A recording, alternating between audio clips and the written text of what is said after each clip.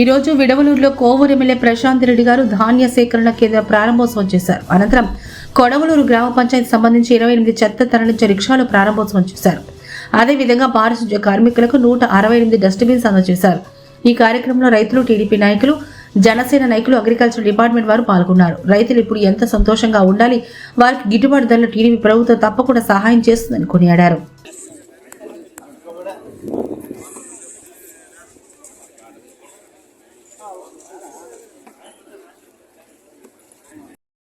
బంగారుతో సమానం చెప్తారు.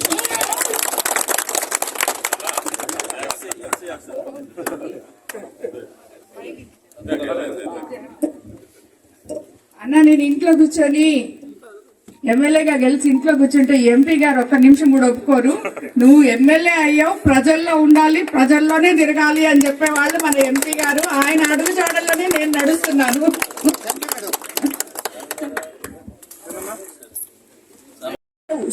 శుభ్రంగా ఉంచుకోవాలని చెప్పి నేను కోరుకుంటాను. అలాగే మనకు అందరం రైతు సోదరులం అందరం ఉన్నాం కాబట్టి, ఒడ్లు కూడా వచ్చేస్తున్నాయి కాబట్టి, ఎక్కడన్నా ఇంటి పనులు బకాయిలు ఉంటే అవి కడితే మీకు ఇంకా మీ ఊర్లు స్వచ్ఛంగా ఉంటాయని చెప్పి నేను కోరుకుంటున్నాను. ఇది ఎంపీడీఓ గారి కూడా కోరిక కూడా. అందరికీ ధన్యవాదాలు.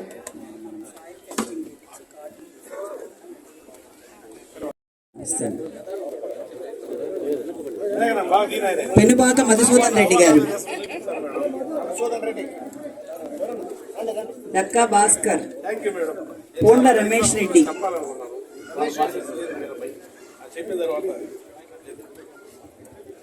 హలో. చాలా సంవత్సరాల దశాబ్దాల నుంచి రైతులు చాలా బాధలు పడుతున్నాము. ఎందుకంటే ఎక్కువగా ఈ సమాజంలో కష్టపడే వాళ్ళు రైతులు. వాళ్ళకి ఆర్థిక ఫలితాలు వచ్చినప్పుడు అందరి మీద తక్కువ వచ్చేది కూడా రైతులకి. ఎన్నో దశాబ్దాలు మారిపోయినాయి, ఎంతో మంది ప్రజా ప్రతినిధులు మారిపోయారు. అయినా కూడా రైతులు ఆ గ్రోత్ అనేది కనపడలేదు. నేను చాలా విషయాలు మాట్లాడాలని వచ్చాయడ. ఎందుకంటే మేడం చాలా మంచివారు. సమస్యలు తెలియజేస్తే తప్పకుండా వాళ్ళకి పరిష్కారం చేసి రైతుల కళ్ళల్లో ఆనందాన్ని తోడాలనుకునే మేడం అవి.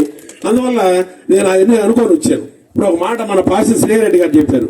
ఏమని చెప్పారంటే, నిన్నటి దాకా రైస్ మిల్లర్తో పోరాడుతున్నారయ్యా అట్టాని. అందువల్ల నేను చెప్పాల్సిన అవసరం లేదు, ఎందుకంటే రైతుల కోసమే అదే చేయాల్సింది. ఎక్కువగా రైతులు చూసేది ఎవరంటే రైస్ మిల్లర్స్. వాళ్ళు ఏంటంటే భయం లేకుండా ఉంటారు, అట్టేటి జరిగిపోతుంటది. వాళ్ళందరితో పోయి మాట్లాడి మేడం గారు రైతులకి మంచి మేలు చేయండి అని చెప్పిందంట. ఆమెకి ప్రత్యేక కృతజ్ఞతలు. ఇంకో సంగతి ఏంటంటే, ఈ పులువలో నేను మామూలుగా మాట్లాడేశాను. మన వేదిక మీద ఉన్న మన ఎమ్మెల్యే గారు, అటువంటి ఎమ్మెల్యే గారు ఉండడం మనకు నిజంగా అదృష్టం. ఏమిరెడ్డి ప్రశాంత్ రెడ్డి గారికి, అదేవిధంగా ఇక్కడ వేదిక మీద ఉన్న పెద్దలందరికీ, ఇక్కడికి వచ్చిన ప్రతి రైతు సోదరులకి, అన్ని ఆల్ డిపార్ట్మెంట్ అధికారులకి నా హృదయపూర్వక తెలియజేస్తున్నాం. ఇంకో చిన్న విషయం ఏంటంటే, ఇక్కడ మన జిల్లాలో 10 నియోజకవర్గాలు ఉన్నప్పటికీ మన నియోజకవర్గం చాలా అదృష్టమైంది. ఎందుకంటే ప్రజా సమస్యల్ని మన శాసనసభ ద్వారా కానీ పార్లమెంట్ ద్వారా చెప్పలేదు. అది ప్రజాప్రతినిధుల ద్వారా సాధ్యం. పార్లమెంట్ కానీ అసెంబ్లీ కానీ. ఇక్కడ అదృష్టం ఏంటంటే, సార్ ఎంపీగా ఉండడం, ఎమ్మెల్యేగా మేడం గారు ఉండడం నిజంగా మనకు ఒక దేవుడు వరమైంది. అందువల్ల మన నియోజకవర్గానికి 10 నియోజకవర్గాల్లో ఇక్కడ అద్భుతమైన అభివృద్ధి జరుగుద్దని నేను మనస్ఫూర్తిగా అనుకుంటున్నాను. ఇది ఒక వరం. ఇంకో సంగతి ఏంటంటే, రైతుల జీవితాల్లో చరిత్రలు చెప్పాల్సి వచ్చినప్పుడు పలానా ఏమిరెడ్డి ప్రశాంత్ రెడ్డి గారు ఎమ్మెల్యేగా ఉన్నప్పుడు రైతులకు మేలు జరిగింది అనే అభిలాష రావాలని నేను కోరుకుంటున్నాను. ఇంకో విషయం, ఈ సందర్భం కాదో అవునో నాకు తెలియదు, అయినా నేను ప్రజల్లో మనిషిని. మేడం గారు ప్రజాప్రతినిధి. ఇక్కడ మల్లిగడ బ్రిడ్జి ఒకటి ఉంది, 50 ఏళ్ల కింద కట్టారు. చాలా ఇబ్బందిగా ఉంది. 4 చినుకులు పడితే అది ఉబ్బిపోయి చాలా ఇబ్బంది పడుతున్నారు. కొన్ని వందల మంది రైతులు 10-12 గ్రామాలు ఇబ్బంది పడుతున్నాయి. నా చిన్న కోరిక ఏంటంటే, అది పూర్తయి మన మేడం చేతులు ఉండనే అది ఓపెన్ కావాలని, ఆ చరిత్ర సువర్ణాక్షరాలతో నిలబడిపోవాలని నేను కోరుకుంటున్నాను. ఇంతసేపు ఇంతమంది పెద్ద శాసనసభ్యురాలు శ్రీ వేమిరెడ్డి ప్రశాంత్ రెడ్డి గారిని మాట్లాడాల్సిందిగా కోరుకుంటున్నాను.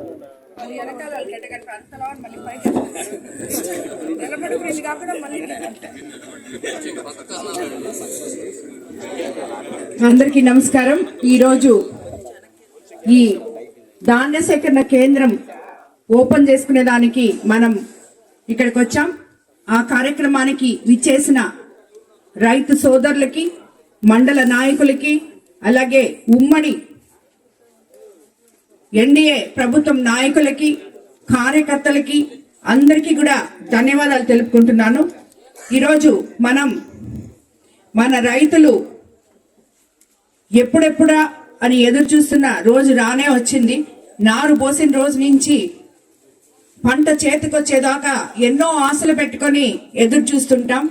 ముఖ్యంగా నేను ఎమ్మెల్యేని అయిన తర్వాత నేను కూడా మీ మన కోవూరు కాన్స్టిట్యున్సీలో ఒక రైతునే అయినా దాని గురించి నాకెప్పుడు తెలియదు, ఎందుకంటే ఎంపీ గారే చూసుకుంటుంటారు. కానీ నాకు ఇందాక చైతన్య చెప్పినట్టు రైతు సోదరుల గురించి ఒక అవగాహన తీసుకొచ్చిన మనిషి ఎవరైనా ఉన్నారంటే అది మాతూర్ సీనన్న. ఎందుకంటే ఆయన పోయిన సంవత్సరం రబీ మనకి పంట వచ్చినప్పుడు నన్ను ఒక్కరోజు నిద్రపోనిచ్చేవాడు కాదు. అమ్మ నువ్వు వస్తావా నన్ను బొమ్మంటావా, అమ్మ నువ్వు వస్తావా నన్ను బొమ్మంటావా అని చెప్పి నా దగ్గర వచ్చి కూర్చునేవాడు, నాకు ఫోన్లు చేసేవాడు.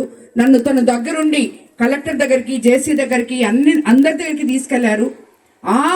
ఆయన ఇచ్చిన ఆ ప్రోత్సాహంతోనే ఈరోజు ఈ రబీ సీజన్లో ధాన్యం కొనుగోలు, ధాన్యం సేకరణ ముందే నేను కలెక్టర్ గారితో మాట్లాడి ఇక్కడ ఇబ్బంది పడకుండా ఒకవైపు మిల్లర్స్, ఇంకోవైపు అధికారులు, అలాగే ఇంకోవైపు రైతులని అందరినీ కూర్చోబెట్టి మొత్తం అందరూ కలిసి సమన్వయపరుచుకొని ఎక్కడ ప్రతి సమస్య గోతాల దగ్గర నుంచి, ట్రాన్స్పోర్టేషన్ దగ్గర నుంచి, GPS దగ్గర నుంచి, మిల్లర్లు బయట నుంచి కూడా వచ్చి కొలుసుకునే దగ్గర నుంచి, తేమ శాతం నుంచి ప్రతి ఒక్కటి కూడా నిన్న చాలా విశ్లేషించుకొని ప్రతి ఒక్కరూ అవగాహన చేసుకొని రైతులు ఎక్కడ నష్టపోకూడదు అని చెప్పి మేము మాట్లాడడం జరిగింది. అందుకు నిజంగా కలెక్టర్ గారికి కూడా మనం ధన్యవాదాలు చెప్పుకోవాలి, జేసీ గారికి, కలెక్టర్ గారికి. మిల్లర్స్ కూడా మీ కోవూరు కాన్స్టిట్యున్సీకి ఎక్కడ ఏ రైతు ఇబ్బంది పడకుండా మేము చేస్తాము అని చెప్పి కూడా మాట ఇచ్చారు. రైతులు కూడా దాన్ని అందరూ విన్నారు, చాలా సంతోషంగానే. ఈ రోజు కలెక్టర్ గారు సీఎం గారి దగ్గరికి వెళ్తున్నారు. తేమ శాతం కూడా ఏదో ఒకటి ఫిక్స్ చేస్తామని చెప్పి, మీకు మంచి జరిగే విధంగానే చేస్తామని చెప్పి చెప్పారు. సో ఈరోజు మనం ఎంతో ధైర్యంతో మన ఈ ధాన్యం కొనుగోలు సేకరణ దీన్ని ఓపెన్ చేసుకోవడం జరిగింది. రాబోయే ఈ నెల రోజులు రైతన్నలు సంతోషంగా వాళ్ళకి వచ్చని పంటని అమ్ముకోవాలని చెప్పి కూడా నేను కోరుకుంటాను సకాలంలో. అదేవిధంగా గ్రేడ్ ఏ రకానికి క్వింటాల్కు 2389, సాధారణ రకానికి 2369 ధరను ఖరారు చేసి మన ముఖ్యమంత్రి చంద్రబాబు నాయుడు గారు రైతన్నకు కొండంత అండగా నిలవడం జరిగింది. మీకు అందరికీ తెలుసు, మన ప్రభుత్వం అధికారంలోకి వచ్చిన తర్వాత గత ప్రభుత్వ అస్తవ్యస్త వ్యవస్థని సరిదిద్దుకొని అన్నదాత సుఖీభవకి రైతులకి సకాలంలో డబ్బులు వేయడం జరిగింది. అలాగే అన్నిటికన్నా ముఖ్యంగా నీటి సంఘ అధ్యక్షులను నియమించుకున్నాం మనం.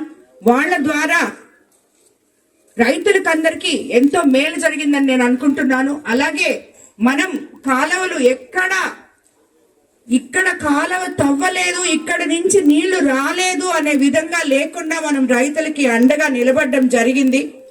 అదేవిధంగా ఈరోజు మనం మొన్న ఒక 5 కల్లాలు ఆల్రెడీ మనం ప్రతి మండలానికి ఒక కల్లాం లెక్కన ఇవ్వడం జరిగింది. రాబోయే రోజుల్లో ఈ కార్యక్రమం ఎక్కడైతే అవసరమో కల్లాలు అక్కడంతా కూడా చేయడానికి, మళ్ళీ రైతులు ఇలాంటి తేమ శాతం ఇవన్నీ దానికి ఇబ్బంది పడకుండా కూడా చేయడానికి ప్రభుత్వాన్ని మనం పర్మిషన్ అడిగి అవి కూడా తెచ్చుకుంటామని చెప్పి నిన్న కలెక్టర్ గారి దగ్గర కూడా మాట్లాడాము. ఆయన కూడా దానికి సమ్మతించారు. అది కూడా తెచ్చుకుంటామని చెప్పి కూడా మీకు అందరూ తెలియజేసుకుంటాను. అలాగే ఇప్పుడే చెప్పారు మేడం, మళ్ళీ 13వ తేదీ అన్నదాత సుఖీభావ వస్తుందని. ఆ RSKకి పోయి ఎవరన్నా రైతులు ఎన్రోల్ చేసుకోకుండా ఉంటే వాళ్ళందరూ తప్పకుండా ఎన్రోల్ చేసుకోవాలి. ఎందుకంటే అది చేసుకోకపోతే మీకు మీ అకౌంట్లలోకి డబ్బులు రావు.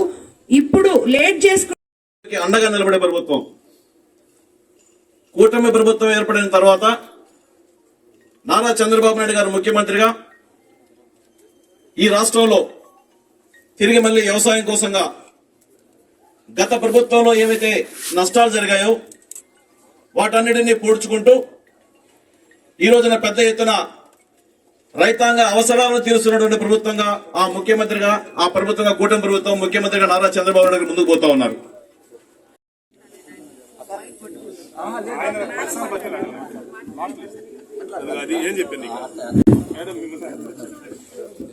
ఈరోజు విడవలూరు సొసైటీ ప్రాంగణంలో సిఎస్సిఎస్ ప్రాంగణం నందు వరి కొనుగోలు కేంద్రాన్ని ఏర్పాటు చేయడానికి ముఖ్య అతిథిగా విచ్చేసినటువంటి మన ప్రీతమ ఎమ్మెల్యే మేడం గారైనటువంటి వేమిరెడ్డి ప్రశాంత్ రెడ్డి గారికి, వివిధ మండలాల నుంచి గ్రామాల నుంచి వచ్చిన రైతు సోదరులకు, ప్రజాప్రతినిధులకు, మీడియా మిత్రులకు అందరికీ కూడా నా నమస్కారాలు.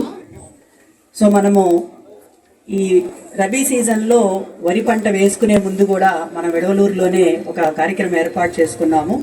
రైతులందరికీ కూడా యూరియా పంపిణీ చేయడానికి కార్డుల ద్వారా పంపిణీ